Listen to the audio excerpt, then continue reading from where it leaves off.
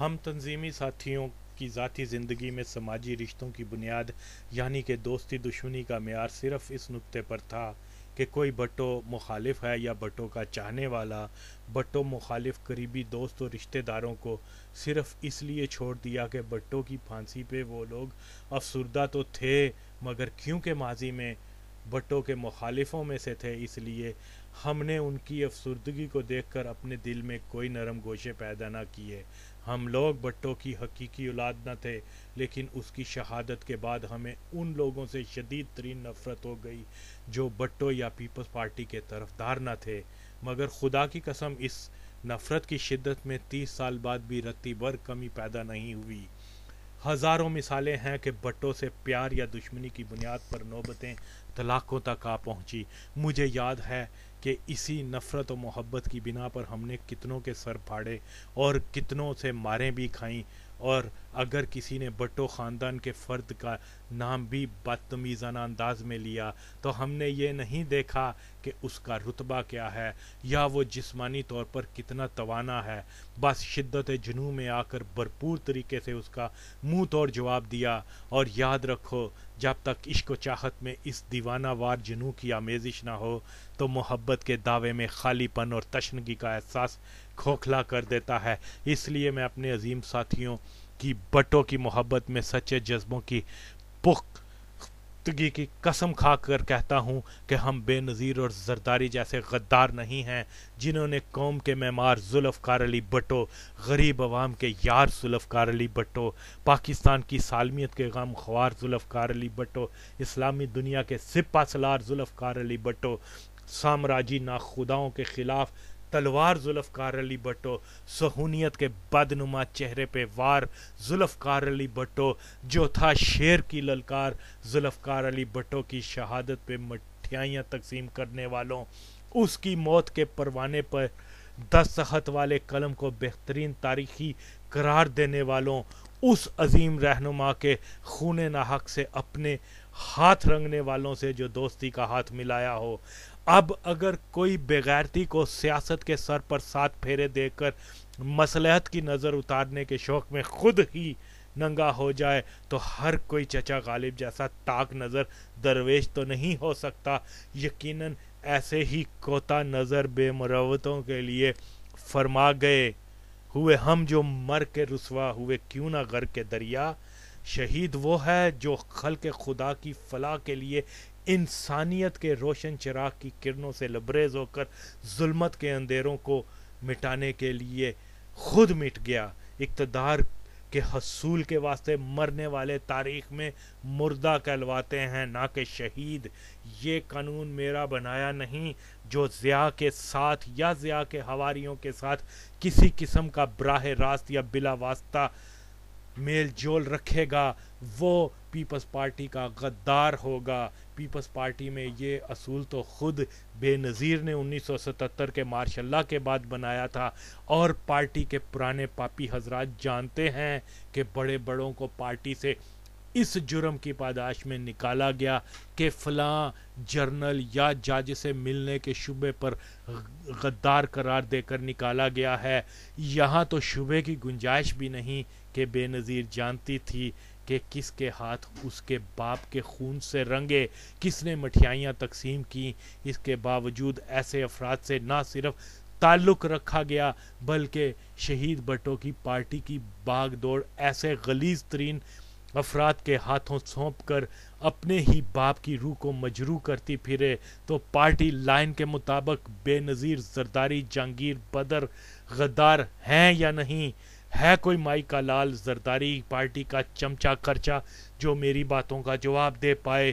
دوستو، ساتھیو، بھٹو سچ کی خاطر پھانسی پا گیا، اور یہی وجہ ہے کہ وہ ایک ولی اللہ کا رتبہ پا گیا۔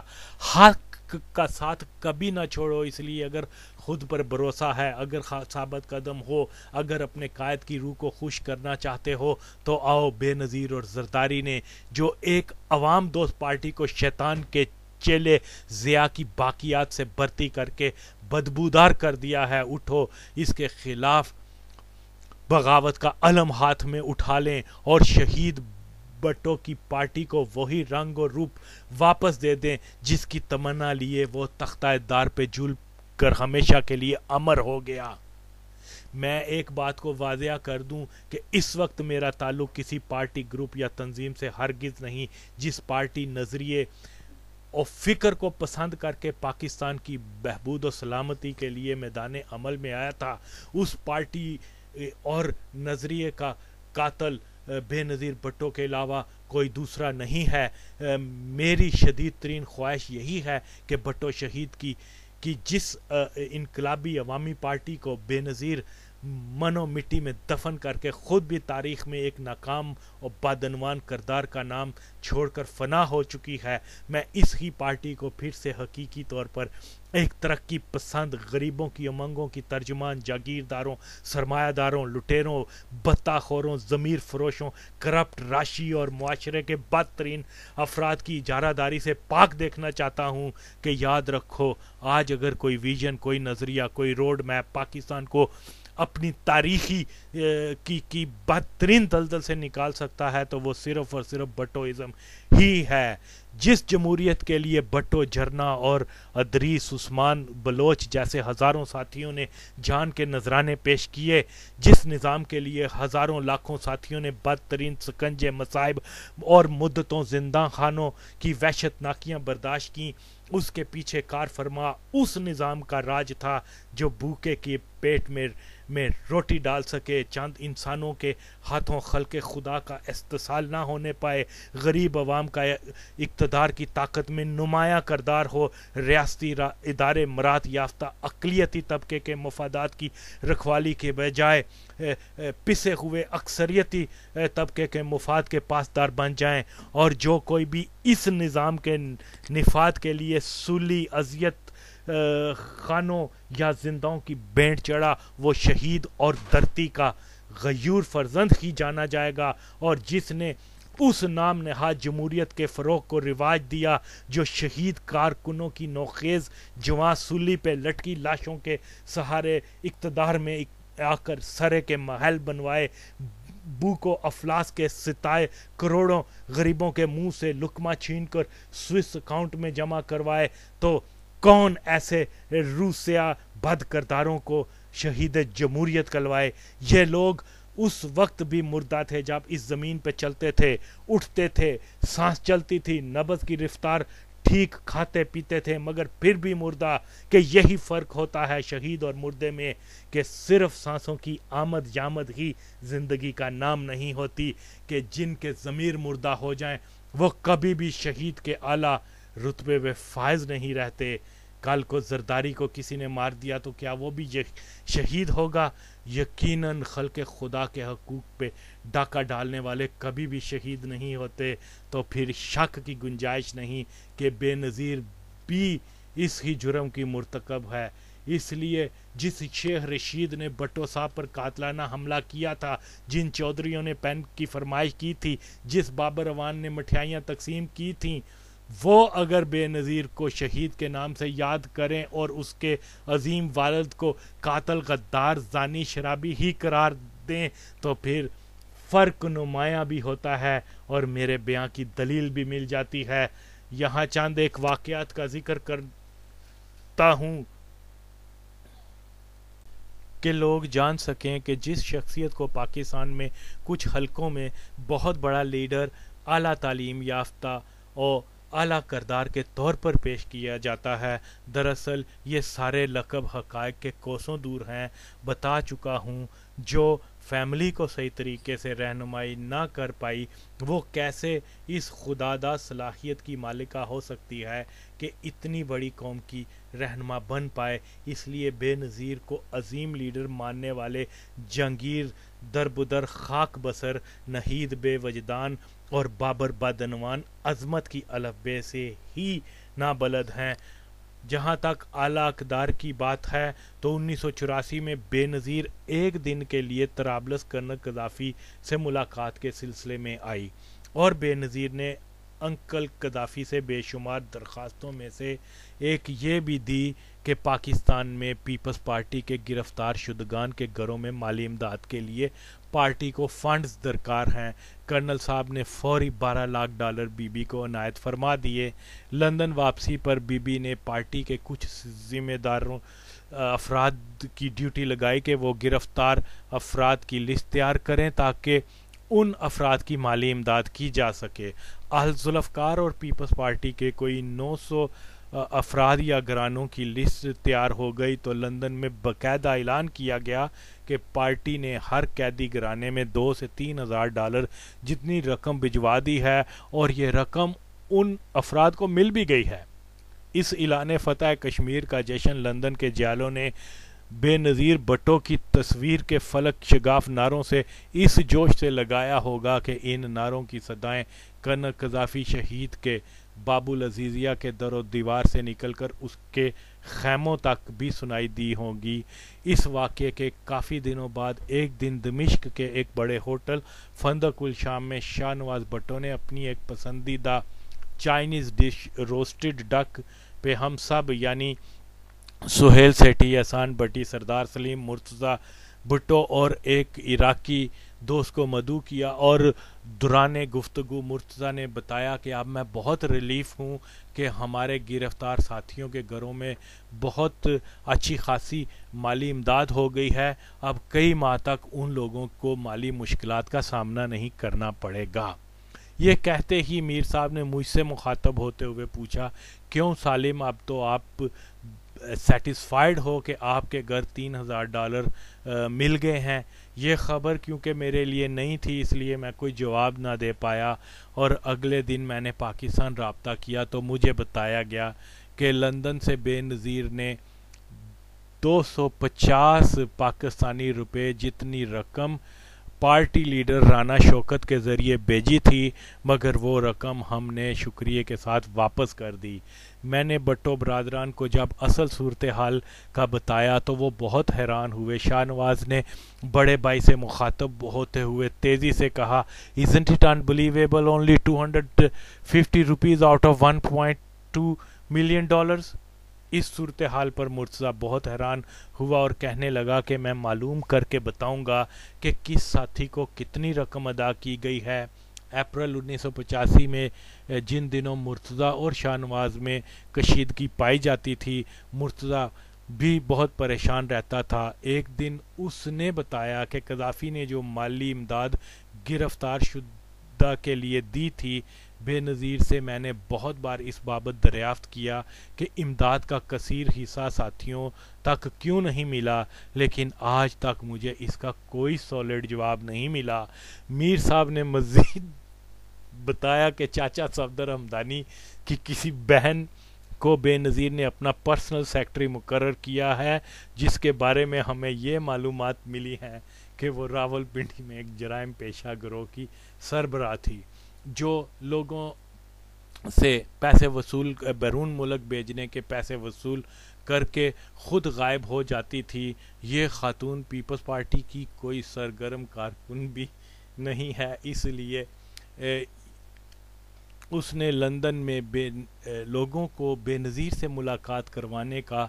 £100 ریٹ رکھا ہوا ہے اور خوب مال بنا رہی ہے۔ مرتضیٰ نے ہم سے دریافت کیا کہ آپ چچا صفدر کے پرانے دوست ہیں، اس لیے ہو سکتا ہے آپ اس کی بہن کو جانتے ہوں۔ ہم نے بتایا کہ ہمارے علم میں ایسی کوئی بات نہیں اور نہ ہی ہم اس خاتون کو جانتے ہیں۔ ممکن ہے پنڈی سے تعلق کی بنا پر سردار سلیم اس کے بارے میں کوئی آگاہی دے پائے، جس پر مرتضیٰ نے کہا ٹھیک ہے، وہ سردار سلیم سے ضرور معلومات حاصل کرے گا۔ سردار سلیم نے جو کچھ نہید خان کے بارے میں معلومات دی ان کی تفصیل پھر کبھی صحیح۔ فی الحال زرداری اور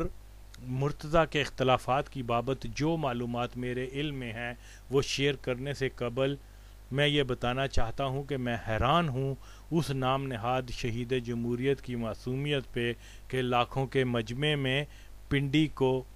الذوالفقار کے شہید ادریس کا نام تو دے دیا، مگر انکل قذافی کے دیے تحفے میں سے معمولی حصہ بھی اس غریب کے گھر والوں کو نہ دیا گیا۔ شکر ہے کہ تختہ دار پہ جھولنے سے قبل ان شہیدوں کو کم از کم ایک تسلی تھی کہ ہم اس فرسودہ نظام کے خاتمے کے لیے راہ مقتل کے مسافر بنے جو انسانیت کے نام پر بدنما دبا ہے۔ بلا شبہ شہداء کے وہم و گمان میں بھی نہیں آیا ہوگا کہ ان کی لاشوں سے سرے اور دبئی کے محلوں کی بنیادیں ڈالی جائیں گی، اور جس نظام کے خلاف وہ لڑتے جانوں کا نذرانہ دے رہے ہیں، کل کو ہماری قیادت اس ہی نظام کی حامی اور رکھوالی بن کر سامنے آ جائے گی۔ اپریل 1990 میں مرتضیٰ صاحب کے کہنے پر میں اپنے ساتھ بہت سے دستاویز جو مجھے نجیب اللہ نے دیے تھے، اس کے علاوہ بہت سی تصاویر اور کچھ وہ موویز جن میں دونوں بھائیوں کی تقاریر اور ساتھیوں کی فلم بندی تھی، جن کو پا کر مرتضیٰ بے حد خوش ہوا اور اپنے ڈرائنگ روم کی مرکزی الماری میں کرینے سے سجے شاہ نواز بھٹو کے زیر استعمال اشیاء مجھے دکھاتے ہوئے افسردہ آواز میں کہنے لگا کہ شاہ نواز بہت جلد ہمیں چھوڑ کر چلا گیا، جس پر میں نے ایک غالب کا شعر سنایا: تم کون سے ایسے کھڑے تھے داد و سرد کے، کرتا ملک الموت تقاضا کوئی دن، اور جو ظاہر ہے کہ مرتضیٰ کے پلے نہیں پڑا۔ میں نے بس اتنا ہی کہا کہ شاہ نواز اپنی زندگی کے آخری ایام میں اس قدر گڈ لکنگ ہو گیا تھا کہ نظر بد کا شکار ہو گیا ہے، سب نے مرنا ہے۔ ان رسمی باتوں کے بعد مرتضیٰ مجھے اور عمر عراقی ہمسایہ کو ساتھ لے کر اپنی سیاہ مرسڈیز میں لانگ ڈرائیو پر نکل گیا، اور ہم گھنٹوں پاکستان کی سیاست اور آئندہ کے لاہے عمل پر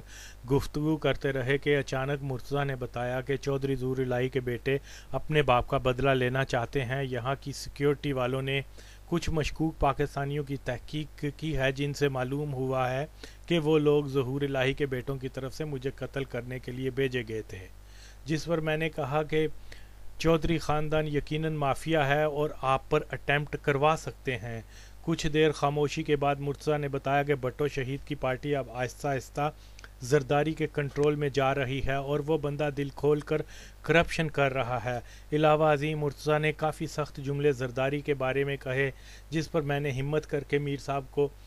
ٹوکا کہ سر، پاکستانی معاشرے میں بہنوئی کا مقام بہت عزت کا ہوتا ہے، اگر بہنوئی برا بھی ہو تو اس پر پردہ ڈالا جاتا ہے کہ بہن کا گھر خراب نہ ہو، اگر کوئی مسئلہ ہے تو آپ اس کو گھر تک رکھ کر پبلک میں لائے بغیر حل کر سکتے ہیں۔ اور معلوم نہیں کہ مرتضیٰ میری بات سن کر ایک معنی خیز مسکراہٹ لائے کیوں خاموش ہو گیا۔ اگلے روز میر صاحب نے مجھے اپنے گھر کھانے پہ انوائٹ کیا ہوا تھا۔ کھانے پینے کے دور کے ساتھ باتوں کا دور بھی چلتا رہا کہ میر صاحب نے کہا کہ اگر تمہارا بہنوئی تمہاری ماں کو گالیاں دے، تمہاری بہن پر دست درازی کرے، اپنی کرپشن سے تمہارے خاندان کے لیے باعث رسوائی بنے، اور تو اور تمہارے جانی دشمنوں سے خفیہ طور پر دوستانہ مراسم رکھے، تو تم پھر کچھ نہیں کہو گے؟ جس پر میں نے کہا سر، یہ ساری باتیں میرے علم میں نہیں تھیں، اس لیے میں نے کل جو کچھ کہا تھا وہ نارمل حالات پر بنیاد کرتا تھا، یہ ساری معلومات میرے لیے نہیں ہیں۔ میاں بیوی کے جھگڑے ہوتے ہیں، خاندانی ناچاکیاں بھی پیدا ہوتی ہیں، مگر سب سے زیادہ الارمنگ یہ ہے کہ زرداری صاحب چودھریوں سے یہ جانتے ہوئے بھی کہ وہ بھٹو کے خاندان کے افراد کی جان کے در پہ ہیں، پھر بھی ان سے خفیہ مراسم رکھتے ہیں۔ میرا خیال یہ ہے کہ آپ ساری فیملی اس سنجیدہ مسئلے کا حل ڈھونڈیں۔ اس وقت تک میں یہی سمجھتا تھا، کیونکہ بھٹو ذرا کانوں کے کچے ہوتے ہیں، ہو سکتا ہے کسی نے زرداری اور چودھریوں کی خفیہ دوستی کی من گھڑت بات ان کے گوش گوار کر دی ہو، کیونکہ یہ بات بے نظیر بھی جانتی ہے کہ چودھری کسی بھی صورت بھٹو خاندان کو معاف نہیں کریں گے، تو پھر یہ ممکن ہی نہیں کہ اس کے شوہر کے چودھریوں کے ساتھ رابطے ہوں۔ میر صاحب کے مطابق اس بات کی اطلاع بیگم صاحبہ کو ایک پرانے پارٹی ہمدرد جو کہ پرائم منسٹر ہاؤس میں تعینات تھا نے فراہم کی تھی، اور جب بیگم صاحبہ نے بے نظیر کو اس بابت بتایا تو اس کے رد عمل پر زرداری نے بے نظیر کی موجودگی میں بیگم صاحبہ کو نہ صرف گالیاں دی بلکہ دست درازی بھی کی۔ مرتضیٰ کے مطابق زرداری اور چودھری برادران کی کچھ ملاقاتیں خلیجی ریاستوں میں ہوتی رہی ہیں، لیکن ہمارے پاس ان باتوں کا کوئی ریکارڈ یا ٹھوس ثبوت نہیں ہے۔ میر صاحب نے مجھے یہ بھی بتایا کہ بے نظیر مجھے خفیہ طور پر پاکستان آ کر بھائی اور والد کی قبروں کی زیارت کر کے واپس چلے جانے کا بہت اصرار کرتی رہتی ہے، مگر میں ہرگز چوروں کی طرح پاکستان نہیں جاؤں گا، کیونکہ ایسا کرنے سے ضیاء کے دعوے کو تقویت ملے گی کہ ہم بزدل دہشت گرد ہیں، جبکہ ہم فریڈم فائٹر ہیں، نہ کہ ٹیررسٹ۔ اس لیے اگر میں خفیہ طور پر پاکستان ایک بزدل کی طرح گیا تو اس سے میری انسلٹ ہوگی، اور میں پریفر کروں گا کہ ساری زندگی جلا وطن رہوں۔ میری سمجھ میں یہ بات نہیں آتی کہ ہماری جدوجہد اور قربانیوں کے سہارے اقتدار میں آنے والی پارٹی ہمارے ہی راستے کا کانٹا بن کر ضیاء کی پالیسی پہ کیوں گامزن ہے۔ بے نظیر مجھے کہتی ہے کہ پاکستان ناؤ سیکیورٹی کے لیے رسک ہے، جبکہ موت تو کہیں بھی آ سکتی ہے۔ شاہ نواز کو دیکھو، جب تک وہ وار افیکٹو کنٹریز میں رہا کوئی گولی اس کو نہ لگ سکی، اور جب فلی سیکیور یورپ میں آیا تو شہید کر دیا گیا۔ میں جب بھی پاکستان آنے کا ارادہ کرتا ہوں مجھے روک دیا جاتا ہے، اور بہانہ یہ دیا جاتا ہے کہ ہماری پارٹی کی حکومت کمزور ہے، جبکہ میں نے پہلے دن ہی بے نظیر کو پاپا اور شاہ نواز کے خون کا واسطہ دیا تھا کہ وہ اپوزیشن میں بیٹھ جائے، کیونکہ کوئی دوسری حکومت پاکستان کے مسائل کو حل نہیں کر سکتی۔ اس لیے بالآخر پیپلز پارٹی کو اسی طرح سے اقتدار دیا جائے گا جیسے 1970 میں دیا تھا۔ پارٹی کو 1-2 سال میں اقتدار میں لانے کے بعد اس کی مقبولیت کو ختم کر کے پارٹی سے اقتدار چھین لیا جائے گا، لیکن بے نظیر میری ایک بھی نہیں سنتی۔ میں اس کو جو بھی کام کہتا ہوں وہ کہتی ہے اسحاق خان میری ایک نہیں چلنے دیتا۔ تم نے جوید معظم کا خط بھیجا تھا، اس کی بھی میں نے بے نظیر سے بات کی تو کہنے لگی کہ صدر ان کو رہا نہیں کر رہا۔ جو وزیر اعظم اپنی ہی پارٹی کے ورکرز کو جیل سے رہا نہ کروا سکے، ایسی حکومت کس کام کی؟ میر صاحب کے ساتھ بہت سے موضوعات پر تبادلہ خیال ہوا، جس میں میں نے اپنی رائے دی کہ شاہ نواز کی موت کے بعد آپ پوری طرح سے اپنے ساتھیوں سے کٹ چکے ہیں، جس کی وجہ سے پارٹی میں یہ تاثر پایا جاتا ہے کہ شاید آپ پاکستان میں اپنے کسی سیاسی کردار کو نبھانے کی بجائے فیملی لائف پر توجہ دے رہے ہیں۔ میری ناقص رائے یہ ہے کہ آپ جلد از جلد اپنے پرانے ساتھیوں سے از سر نو رابطے قائم کریں۔ جب تک آپ پاکستان نہیں جا پاتے اس وقت تک کارکنوں سے مسلسل رابطے میں رہیں۔ میر صاحب نے بتایا کہ اگر میں نے ایسا کیا تو بے نظیر اور زرداری اس کو ایشو بنا کر ایکسپلائٹ کرتے ہوئے بیگم صاحبہ کو پریشرائز کریں گے۔ میر صاحب نے مارچ کے اوائل میں مجھے دمشق بلوایا تھا، مگر اس وقت تک کچھ ویڈیوز جو ان کے لیے لے کر جانی تھی وہ میرے پاس نہیں پہنچ پائی تھی، اس لیے میرا سیریا جانا ڈیلے ہو گیا۔ اس دوران میرے مرحوم بھائی آغا نوید اور آغا ندیم نے پاکستان سے سینکڑوں عید کارڈ جن پہ بھٹو برادران اور بے نظیر کی فوٹو پرنٹ تھی بنوا کر مجھے ارسال کیے تاکہ میں میر صاحب کے دستخط کروا کر پاکستان میں ساتھیوں میں تقسیم کیا جائے اور میر صاحب سے ان کے رابطے بحال ہو سکیں۔ میر صاحب کو جب میں نے عید کارڈ کی بابت اپنا ارادہ ظاہر کیا تو انہوں نے کہا ٹھیک ہے، آپ کارڈ پہ ساتھیوں کے نام لکھ دو، میں ان پر دستخط کر دوں گا۔ دوسرے دن جب میں وہ کارڈ لے کر ان کے گھر پہنچا تو میر صاحب نے ٹال مٹول سے کام لیا اور دستخط کرنے سے اجتناب برتا۔ اس وقت مجھے بہت حیرانگی اور مایوسی بھی ہوئی، اور میں نے ایاد علوی کے بیٹے کو کہا یاد رکھنا کہ میر صاحب اپنے پرانے ساتھیوں سے رابطہ نہ کرنے کی بنا پاکستان میں اپنی لیڈرشپ کو خطرے میں ڈال رہے ہیں۔ یہی وقت ہے کہ وہ کھل کر اپنی پالیسی کا اعلان کریں، پاکستان میں رابطے بنائیں۔ اگر یہ موقع ضائع کر دیا گیا تو پھر پارٹی کے کارکن ذہنی طور پر یہ سمجھ لیں گے کہ میر صاحب سیاست سے یا تو کنارہ کش ہو گئے ہیں یا پھر سنجیدہ نہیں ہیں، اور ساتھ ہی دل برداشتہ ہو کر پیپلز پارٹی کے ساتھ چلے جائیں گے یا غیر متحرک ہو کر ایک طرف ہو جائیں گے۔ بدقسمتی سے وقت نے میرے اس سندیش کو 100% درست ثابت کر دکھایا۔ میر صاحب نے پاکستان سفارت خانہ دمشق سے میرے لیے پاسپورٹ بنوایا، اور بہت سی باتوں میں سے ایک کام خاص طور پر میرے سپرد کیا کہ میں فلاں ساتھی سے مل کر کسی طریقے سے اس سے یہ معلوم کیا جائے کہ وہ اس سلسلے میں ہماری کیا مدد کر سکتا ہے کہ چودھری برادران اور زرداری کے آپس میں کوئی رابطے کس نے کروائے ہیں۔ میں 8 سال بعد پاکستان پہنچا تو کراچی ایئرپورٹ پر FIA والوں نے میری خوب درگت بنائی اور کوئی 6 گھنٹے مختلف سوالات تو ہراساں کرتے رہے۔ میں نے بتایا کہ وزیر اعظم نے تمام جلا وطن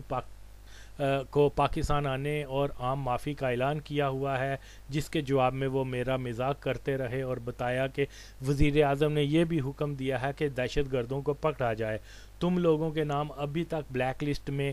ہیں۔ قصہ کوتا میں نے ان کو کراچی کے ایک ساتھی مسرور احسن کا حوالہ دیا اور بتایا کہ وہ ہمارا ساتھی ہے، میری اس سے بات کروائیں، جس پر انہوں نے مجھے دوسرے کمرے میں بند کر کے بتایا کہ ہم خود مسرور سے بات کر لیتے ہیں۔ کافی دیر بعد وہ دوبارہ میرے پاس آئے اور کہنے لگے کہ تم خوش قسمت ہو کہ تمہیں رہائی مل گئی ہے۔ میری رہائی میں ساتھی مسرور احسن کی کاوشیں عمل میں آئیں۔ میں آج اس آڈیو کلپ میں ان کا بہت مشکور ہوں۔ کراچی سے لاہور پہنچتے ہی مجھے معلوم ہوا کہ وہ ساتھی اسلام آباد میں فلاں میں ہے۔ میں وہاں پہنچ کر اپنے ایک ساتھی عمر حیات سے ملا اور اسلام آباد آنے کا مقصد بیان کیا۔ عمر حیات مجھے اپنے ساتھ لے کر اس کے گھر آیا جہاں اس ساتھی کا قیام تھا۔ یہاں سے ہمیں بتایا گیا کہ وہ ساتھی کل شام کو اپنے گاؤں واپس چلا گیا ہے۔ میں نے عمر حیات کو بتایا کہ میں لاہور جا کر اس ساتھی سے رابطہ کرنے کی کوشش کروں گا اور اگر اس دوران وہ ساتھی اسلام آباد آ گیا تو تم اس کو مل کر میر صاحب کا پیغام دے دینا۔ اگلے روز میں نے میر صاحب کو دمشق فون کر کے ساری صورتحال سے آگاہ کیا، جس پر انہوں نے بتایا کہ فی الحال آپ اس ساتھی سے اس کام کے لیے رابطہ کا پروگرام ملتوی کر دیں، میں کسی مناسب وقت یہ ساری معلومات حاصل کر لوں گا۔ دمشق قیام میں مجھے عمر علوی نے بتایا کہ شاہ نواز کی ناگہانی موت میر صاحب کے لیے بہت بڑا صدمہ ثابت ہوئی تھی اور اس غم سے وہ بہت عرصہ دنیا سے لا تعلق ہو گیا تھا۔ ممکن ہے اس حالت میں مرتضیٰ کو کچھ ہو جاتا، مگر مرتضیٰ کی بیٹی کی محبت نے اس کو نارمل کیا اور بعد میں غنوہ نے مرتضیٰ کا مشکل ترین حالات میں بہت ساتھ دیا۔ ابھی وہ مشکل سے نارمل زندگی کی راہ پہ گامزن ہی ہوا تھا کہ قسمت نے مصائب و غم کو زرداری کی شکل میں لا کر سامنا کھڑا کر دیا۔ میر زرداری کے ناروا رویے اور پارٹی میں غیر ضروری بڑھتے اثر و رسوخ کی وجہ سے بے حد پریشان تھا۔ عمر نے مزید بتایا کہ فرانس میں ایک ملاقات میں میر اور زرداری کا آپس میں جھگڑا بھی ہوا تھا۔ بہرحال اس جھگڑے کا ذکر افواہ کی صورت میں پاکستان میں بھی ہوتا رہا ہے۔ ہو سکتا ہے زرداری نے مشترکہ دشمن کی بنیاد پر چودھریوں سے تعلقات استوار کیے ہوں۔ زرداری بنیادی طور پر ایک بدترین کرپٹ ہونے کے علاوہ ایک بزدل انسان ہے اور بزدل انسان ہمیشہ سہاروں کے آسرے جیتے ہیں۔ یہ بدبخت انسان ہمیشہ سے مرتضیٰ سے خائف رہا کیونکہ زرداری یہ سمجھتا رہا کہ مرتضیٰ اس کے راستے میں رکاوٹ ہے۔ میر کے پاس بہت سے کارکن ہیں جو زرداری کی زندگی کے لیے خطرہ ہیں، جبکہ میں یہ سمجھتا ہوں کہ مرتضیٰ ہزار خامیوں کے باوجود بھی ایک ایسا انسان تھا جو ماں سوائے ضیاء اور اس کے حواریوں کے کسی اور کی جان لینے کا سوچ بھی نہیں سکتا تھا۔ میر ایک رحم دل انسان تھا اور رحم دل وہی ہوتا ہے جو معاف کر دینے کی فطرت کا مالک ہو۔ بدذات راجہ انور کے علاوہ میر کے سبھی دشمن مانتے ہیں کہ وہ ایک بہادر انسان تھا اور بہادر انسان سامنے آ کر وار کرنے والا ہوتا ہے۔ ایک بہادر کا کیا شیوا کہ زرداری جیسے بزدل انسان پہ وار کرے۔ افسوس کہ زرداری کبھی بھٹو خاندان کے جانی دشمنوں سے دوستی کا ہاتھ بڑھا کر سہارا ڈھونڈتا اور کبھی بدنام زمانہ گنڈوں بدماشوں کو اپنے حلقہ اثر لاتا کہ کسی طرح سے مرتضیٰ پر اپنے دبدبے کا روب ڈال سکے۔ میرے پاس کوئی ایسا پختہ ثبوت نہیں کہ جس کی بنیاد پر میں یہ دعویٰ کر سکوں کہ شہید بھٹو کے فرزند میر مرتضیٰ بھٹو کے قتل میں زرداری کا کوئی ہاتھ ہے، مگر میر صاحب کے قتل ناحق کے حالات و واقعات کا باریک بینی سے جائزہ لیا جائے تو یقیناً زرداری کا یہ جانتے ہوئے بھی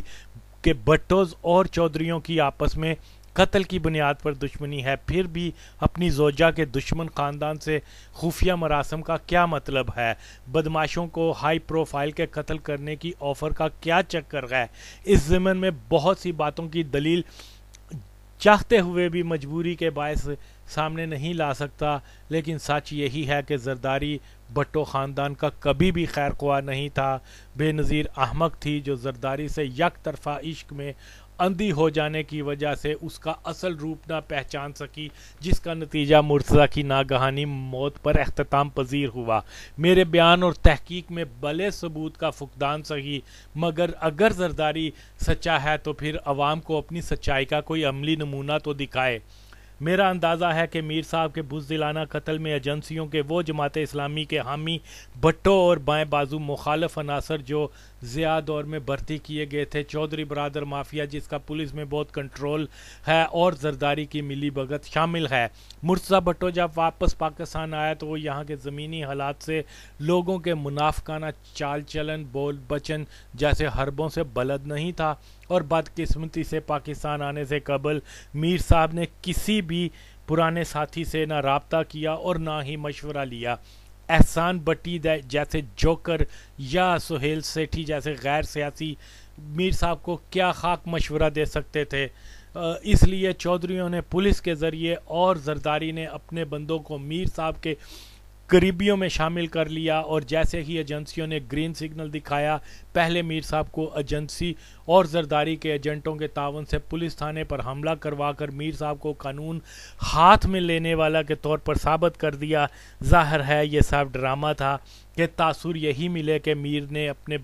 پولیس نے اپنے بچاؤ میں گولی چلائی ہے، جس سے میر کا قتل ہوا، جبکہ شواہد اس چیز کے نمایاں ہیں کہ گولی جان لیوا گولی عقب سے 2 میٹر سے بھی کم فاصلے پہ چلائی گئی۔ جان لیوا گولی چلانے والا جو بھی تھا وہ ایجنسیوں کا تھا یا زرداری کا رنگ روٹ۔ میرا یقین ہے کہ میر صاحب کے ساتھ اگر پرانے ساتھی جوید معظم، ارشد اوان، جتوئی، مسرور احسن، ندیم صابر، آغا برادران، رحیم شاہ برادران، وطن یار، اختر بیگ، یعقوب چینا، جوید تیلا، سائیں جہانگیرہ، فتح محمد بلوچ چچا، جوید اقبال آفریدی، یوسف خٹک، رفیق بابر، عمر حیات جیسے وفادار اور تجربہ کار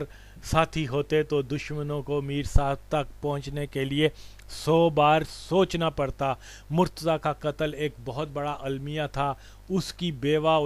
اور اولاد کے ساتھ بہت بڑا ظلم ایک یہ بھی ہے کہ مرتضیٰ کی بہن کی حکومت میں یہ خون ناحق ہوا، اور بدقسمتی کی انتہا یہ کہ آج تک قاتلوں کی نہ تو نشاندہی کی گئی اور نہ متاثرہ خاندان کے اس شک کی تلافی کی گئی جس میں زرداری کو اس قتل کا مرکزی ملزم نامزد کیا گیا تھا۔ بے نظیر کو اقتدار کی سیاست کے علاوہ کسی اور قدر کا کوئی ہلکا سا احساس ہوتا تو وہ اگر قانونی نہیں تو کم از کم انسانی و اخلاقی قدروں کی پاسداری کرتے ہوئے صرف ایک بار مرتضیٰ کی بیوہ اور اولاد کے روبرو زرداری کے دائیں ہاتھ پہ قرآن دے کر اور دوسرا بلاول کے سر کے ہاتھ رکھ کر زرداری سے اس کی بے گناہی کا کوئی یقین دلوانے کی کوشش ہی کر لیتی، جس سے کم از کم متاثرہ خاندان کو یہ تسلی اور حوصلہ تو ہوتا کہ ہماری پھپھو نے قانونی نہیں تو خدائی واسطے سے تو ہمارے شک کے ازالے کے لیے کوشش کی تھی۔ بے نظیر میں اگر رتی بر عقل و فراست کا مادہ ہوتا تو وہ اس طریقہ کار کو ہی بروئے کار لا کر اپنے پیچھے کم از کم ایک تو اچھی مثال چھوڑ جاتی۔ بہرحال جو ہوا نہیں اس کا ذکر کیوں، جو ہو سکتا ہے اس کی بابت تو بات کی جا سکتی ہے۔ اول یہ کہ زرداری میر مرتضیٰ بھٹو کے قتل میں اگر خود کو بے گناہ سمجھتا ہے تو وہ ساری قوم کے سامنے لائیو ٹیلی کاسٹ میں اپنے بیٹے کے سر پہ ہاتھ رکھ کے قرآنی حلف دے جس میں مرتضیٰ کیس میں بے گناہی کا بیان اور مرتضیٰ کی زندگی میں چودھری برادران سے دوستانہ مراسم کی تردید کرے، اور بدماشوں اور اجرتی قاتلوں سے زرداری کیا کام لینا چاہتا تھا؟ اگر زرداری سچا ہے تو اس کار خیر پہ عمل کرے، ورنہ دوسری صورت میں پاکستان پیپلز پارٹی زرداری اور بلاول کی قیادت کا بائیکاٹ کریں، اور اگر پارٹی یہ بھی نہیں کر سکتی تو کم از کم اپنے جلسوں میں شہید بٹوں کی تصاویر کی نمائش لگانا بند کرے کہ پارٹی کے بانی کی اولاد کے قاتلوں کو قیادت کرنے کا کوئی حق نہیں ہے۔